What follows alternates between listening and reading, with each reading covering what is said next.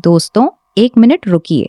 अगर आप उत्तर प्रदेश की वृद्धा पेंशन, विधवा पेंशन या दिव्यांग पेंशन ले रहे हैं तो आज का ये वीडियो आपके लिए बहुत जरूरी है, क्योंकि जो अपडेट अभी सामने आई है वो आपके नाम को पेंशन लिस्ट से हटा भी सकती है।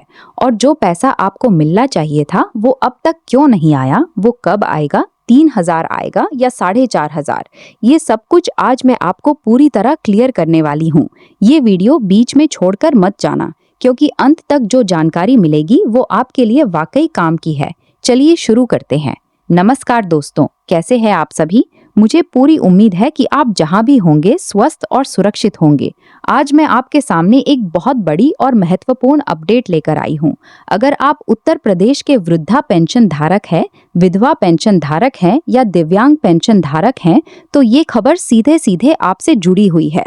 सरकार की तरफ से नई प्रक्रिया चल रही है और इस प्रक्रिया में कई लोगों के नाम पेंशन सूची से हटाए जा सकते हैं। जी हाँ, सही सुना आपने, नाम कटने का खतरा है। साथ ही ये भी साफ करना है कि जो पैसा आ रहा है वो 3,000 है या 4,500 की बात कितनी सही है। और सबसे महत्वपूर्ण, जिनके खाते में अभी तक पैसा नहीं आया उन्हें क्या करना चाहिए, ये सारी बातें मैं आज आपको विस्तार से बताऊंगी। इसलिए वीडियो को शुरू से अंत तक ध्यान से देखिए। और अगर आप पहली बार यहाँ आए हैं तो चैनल को सब्सक्राइब कर लीजिए और बेल आइकन दबा दीजिए, ताकि ऐसी हर जरूरी जानकारी आप तक समय पर पहुँच सके।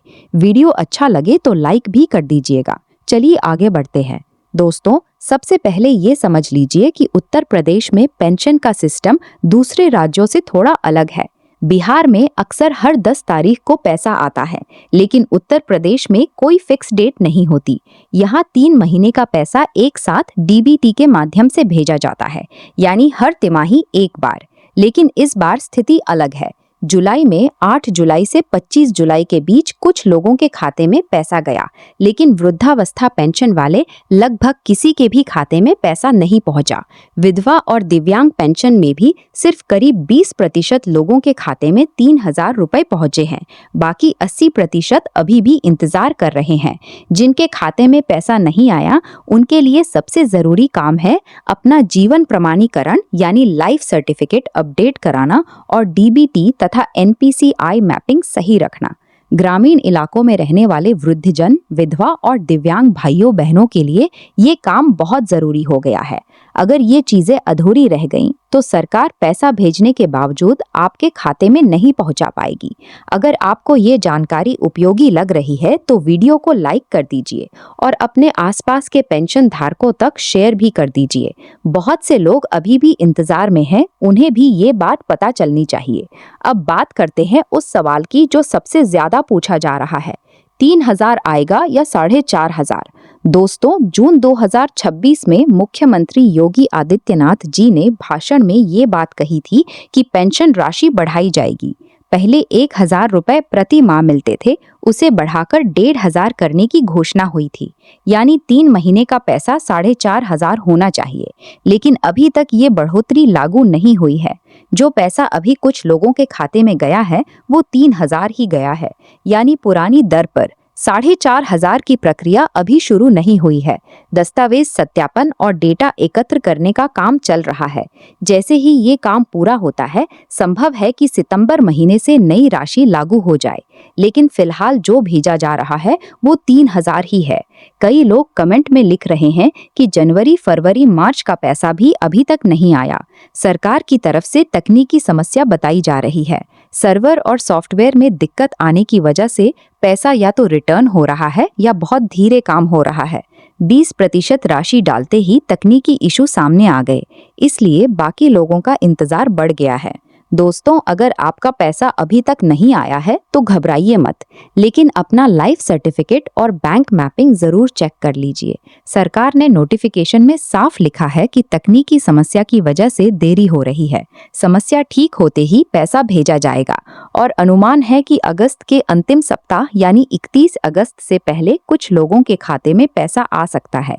ये अपडेट आपके लिए कितनी महत्वपूर्ण है आप खुद समझ सकते हैं। इसलिए वीडियो को लाइक करना, चैनल को सब्सक्राइब करना और अपने परिवार पड़ोस के लोगों तक शेयर करना न भूलें। जितने ज्यादा लोग जागरूक होंगे उतना अच्छा। अब आते हैं सबसे संवेदनशील मुद्दे पर, किन लोगों का नाम पेंशन सूची से कट सकता है। दोस्तों, सरकार सख्ती से दस्तावेज सत्यापन कर रही है। तीनों योजनाओं में अलग अलग कारण हो सकते हैं। पहले, वृद्धावस्था पेंशन। अगर आपकी उम्र दस्तावेज के अनुसार 60 वर्ष या उससे अधिक है और दस्तावेज असली हैं तो कोई समस्या नहीं। लेकिन जो लोग उम्र बढ़ाकर या फर्जी दस्तावेज बनाकर नाम जुड़वा चुके हैं, उनका नाम सत्यापन में कट सकता है। दूसरा, विधवा पेंशन। विधवा पेंशन तभी मिलती है जब पति का निधन हो चुका हो और महिला ने दोबारा शादी न की हो। अगर शादी हो गई तो नियमों के अनुसार नाम हटा दिया जाता है। ये बात बहुत साफ है। तीसरा, दिव्यांग पेंशन। इसमें जन्मजात या लंबे समय से चली आ रही विकलांगता होनी चाहिए और निर्धारित प्रतिशत पूरा होना चाहिए। सिर्फ दुर्घटना के बाद अस्थायी रूप से विकलांग होकर पेंशन लेने वाले कई मामलों में नाम कटने की संभावना है। सरकार का मकसद है कि असली जरूरतमंदों तक पैसा पहुंचे। जो गरीब परिवार इस पेंशन पर निर्भर हैं, उनका हक न मारे। इसलिए दस्तावेज सही रखने वाले लोगों को डरने की जरूरत नहीं है, लेकिन जो फर्जी तरीके से लाभ ले रहे हैं उनके लिए ये चेतावनी है। दोस्तों, अब आप समझ गए होंगे कि नाम कटने के क्या कारण हो सकते हैं। अगर आपके या आपके परिवार के किसी सदस्य के दस्तावेज में कोई कमी है तो जल्द से जल्द ठीक करवा लीजिए। वीडियो यहाँ तक देख लिया है तो एक बार लाइक जरूर दबा दीजिए और अगर अभी तक सब्सक्राइब नहीं किया है तो कर लीजिए।